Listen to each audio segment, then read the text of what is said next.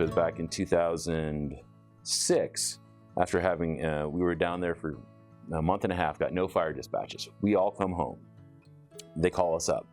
I've been home for 2 days, and they're like, yeah, we need you back here. Everything's just blown up. This is December, flew back here December 5th, fly back December 7th. Come in, overnight, into Georgia.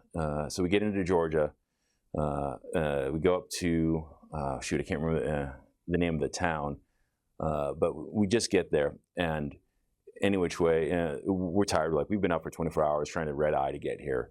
And he goes, okay, we'll bed you down. I'm like, okay, great. We get into the hotel. Well, I think we're sleeping 4 hours, maybe tops. And they called me and was like, hey, we got fire break, and can you get everyone up? And I'm like, yeah, we at least got some rest. So get up, get some food on the way to this fire. We get there probably around 11 o'clock at night, if I remember correctly. And we're sitting there, like, okay, we build up line up one side to this cliff face. They already, the locals already put up to the other side, and there's a house right on top of the cliff face. And we're going, geez, this is, not great, but I mean, it's pretty decent.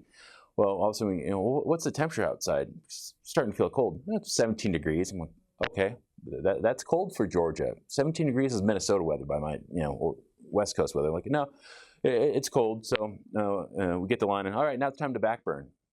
All right, you guys are going to enjoy that because it's cold. We're backburning in 17 degrees weather in the middle of Georgia in December. Underneath this home, we get done about 3 in the morning finally, after we hold it for a period of time. And like I said, after a 24-hour flight, 4 hours of sleep, getting up and going out to do this fire in Georgia in 17-degree weather, it just was one of those things where you're like, that's not the common experience that most people have when they fly to Georgia. So we had a good time.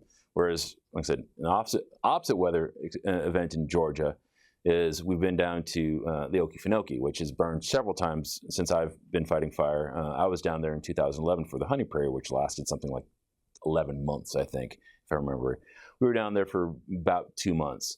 We'd been tasked with backburning a lot of it. Pretty much what they've done is you just go around the edge of the Okefenokee and just burn it off. I mean, you're standing in spots that should be under 2 feet of water and it's dry land, which tells you how much of a drought they're in.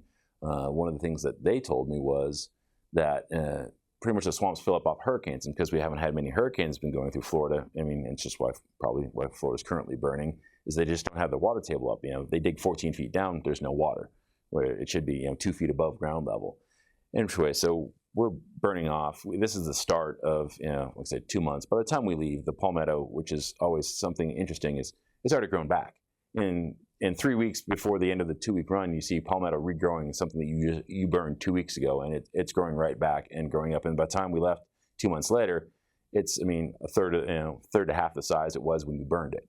So I mean, it's completely regrown, and you're like, great. Well, where's the potential for reburn? This is why honey prairie lasted for 11 months, because it just died down, popped back up, and you're dealing with, what was it? I think 100. We didn't have 100-degree weather. We had a 90-degree weather, I think, with 30 to 40% RH during those times, which again is really low for Florida. So it was, like I said, interesting dynamics that you could have. Well, actually, it's not Florida there. It is Georgia in the Okefenokee. It's just almost Florida. So it looks like it was just interesting to see that dichotomy from extreme cold to extreme heat in the same southern state.